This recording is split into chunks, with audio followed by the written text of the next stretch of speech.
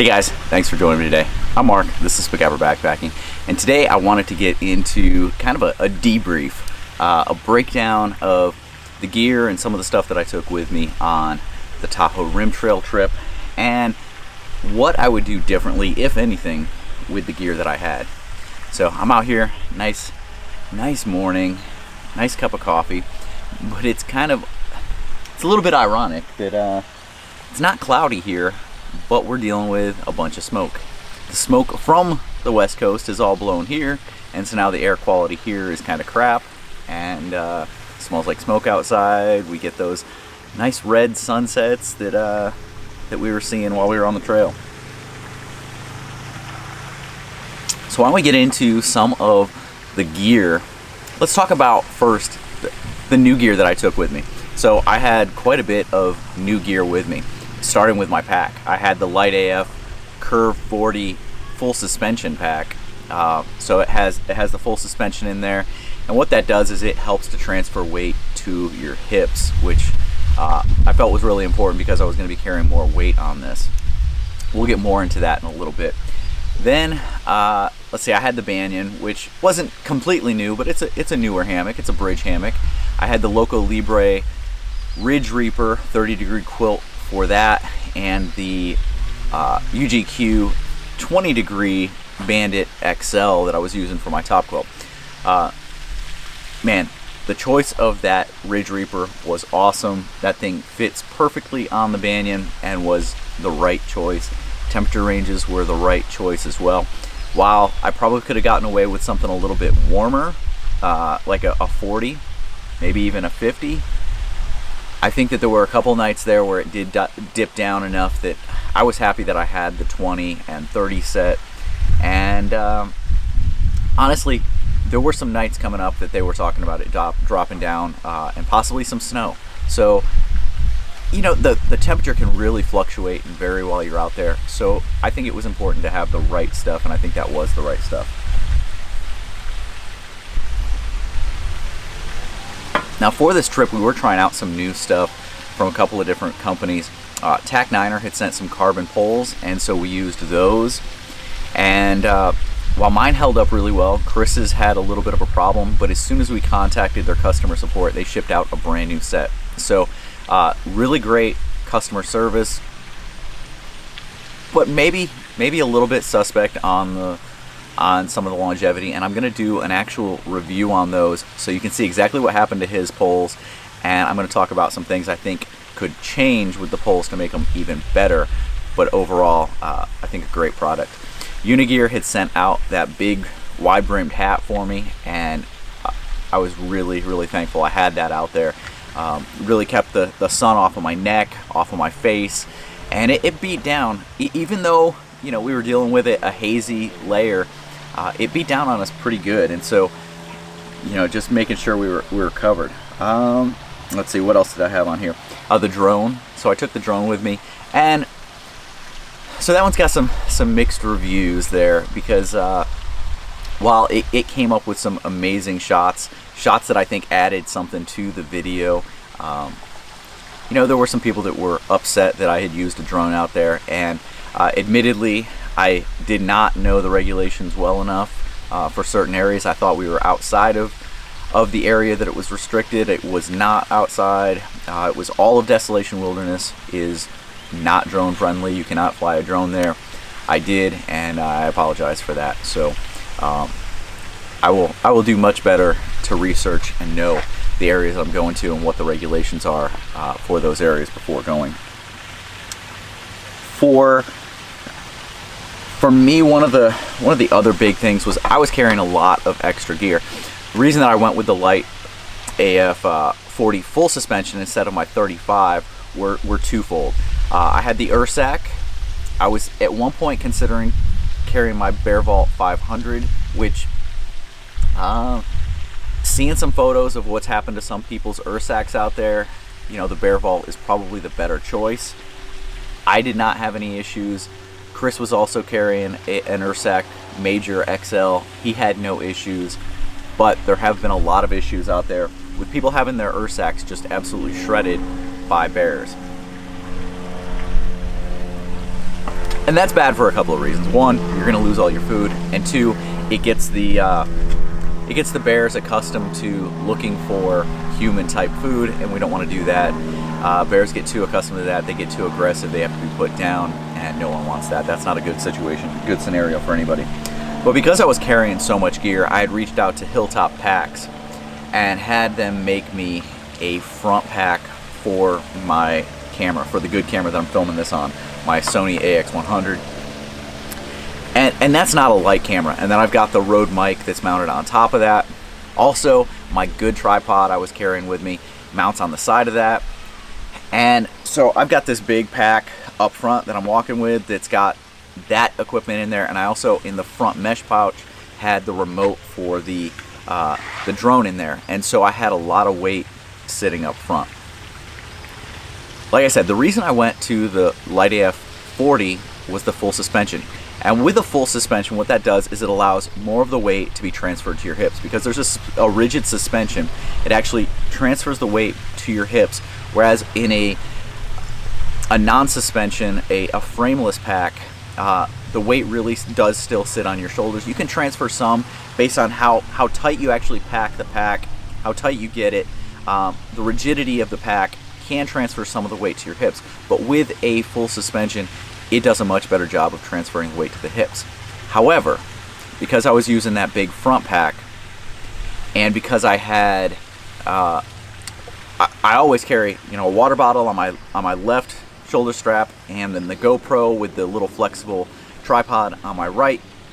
I had those, plus I had all the weight from the Hilltop packs and everything I had in that. I was carrying about 8 pounds up front. And you would think that that's a good thing. You're getting some off of your back. You're kind of distributing it both in the front and the back.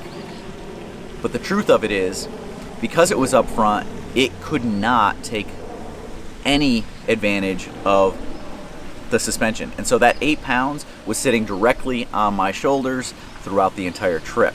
And so it was pulling down on my shoulders and really kind of negated the fact that I had a full frame or a full suspension backpack that transfers to your hips, because it was pulling 8 pounds worth up front down on my shoulders. And actually it was offset a little bit because I had the tripod on this side, which the tripod's pretty heavy, and the water on this side, so it was my left shoulder was taking the brunt of it. And one day I took my stuff off, I had my shirt off, and Chris said that I had a little bit of bruising on my shoulder, and that was because of the constant beating and pulling down on that shoulder specifically, because of the way that was all weighted. So you see a lot of people out there that are shifting to having a front pack and having more stuff up front, but there's definitely a disadvantage and a drawback to doing that. As a matter of fact, I think that I am going to actually move from having my water bottle on my shoulder to using the side pocket, the actual water bottle pocket on my pack, to try to move away from that and take a little bit more weight off my shoulders and really utilize that full suspension. Now, I will keep the GoPro on my right shoulder, and the reason is it's relatively light. It's definitely lighter than a water bottle, and so I still want the functionality of having it here to be able to get it out, do video wherever I want.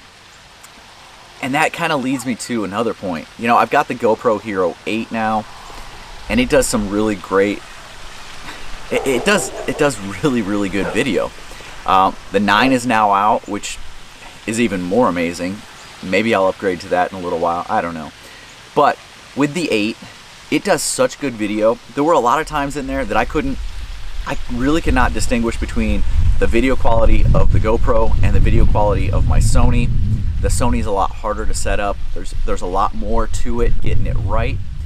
And so I think for these trips, I'm gonna do away with taking the good camera, the Sony, and the tripod and that entire setup, and shed like 6 pounds off of my weight by just going with the GoPro and doing it that way.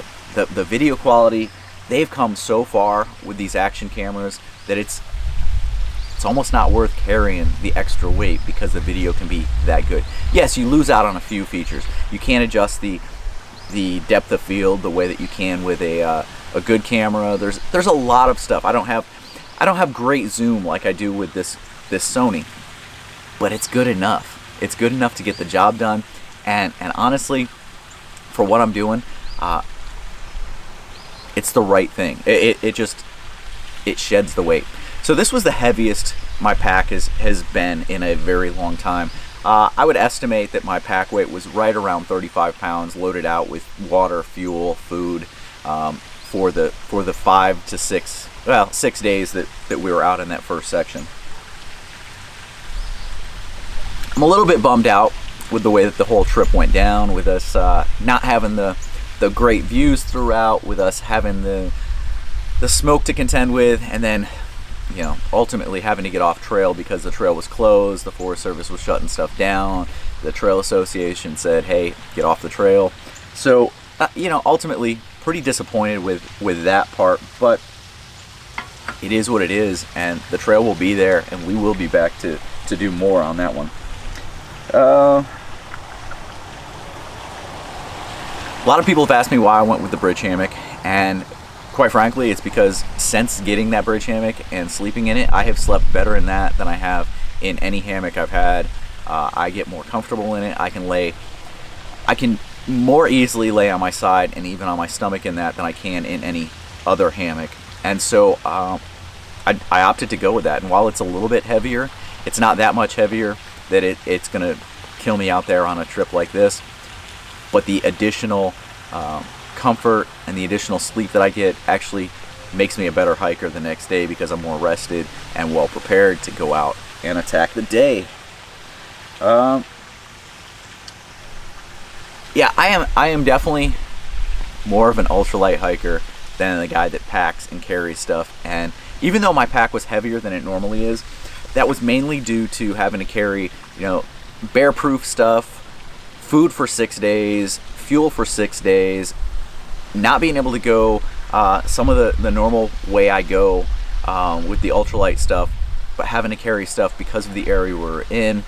I didn't really carry any comfort items. I didn't have like a chair with me. I didn't have anything additional. I carried a little bit of extra clothing that really wasn't even used. So my puffy was with me. It never came out. I had long underwear. That never came out. But it was nice to have it. It didn't weigh that much. And so I think I would keep that all the same doing it again. Definitely I would keep the hammock the same. The quilt set was perfect for this. The backpack was amazing. Those wide shoulder straps are incredible, and one of the reasons that pack is so popular and so successful right now. You know, as far as what I wore and everything, I felt good. I felt comfortable the whole time. Maybe white wasn't the best choice for a shirt. Maybe a little bit, maybe like a tan. A tan wouldn't show the dirt so much, but the white reflected the sun really, really well and kept me honestly pretty cool throughout, even with that sun beating down on me. Now the food that I took, you guys saw ahead of time. I did that video with the food all laid out. I had the outdoor pantry stuff, the Packet Gourmet stuff, and the Wild Zora stuff. The only piece of that I would not do again are those breakfasts, those instant cereals from Wild Zora. Just I didn't like them. Now the Wild Zora dried fruit, their meat and veggie bars, all of that stuff, the soups, all of that stuff that I took, awesome, incredible. Would absolutely recommend those to anybody.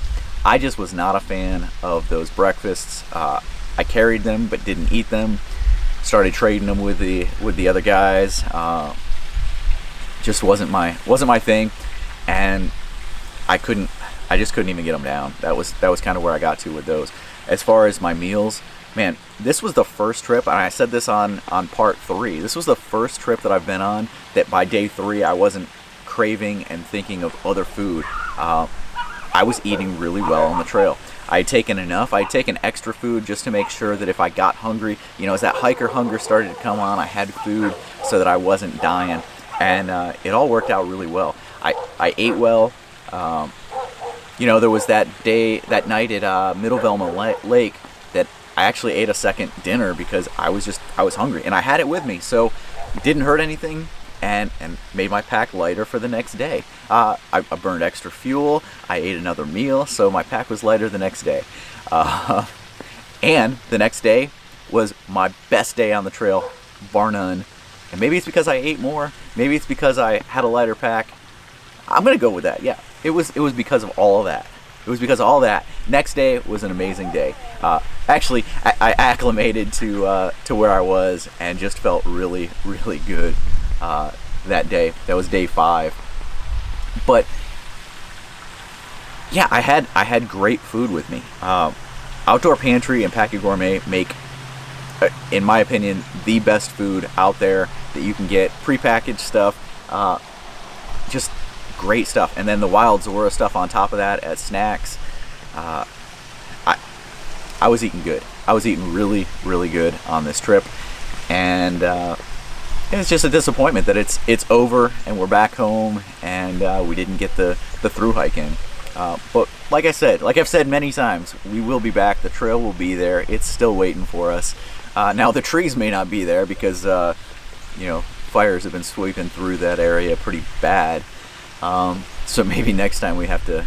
No, I'm not even gonna say it. We're not going there. It'll still be in a hammock. All right, guys. I hope you enjoyed this. Like I said, the front pack stuff is probably the one area that I'm gonna shift away from. Having the stuff on my shoulder straps.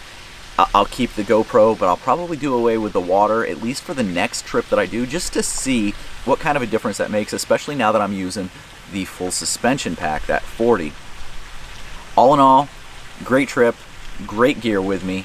Not a whole lot I would change. Small little tweaks here and there.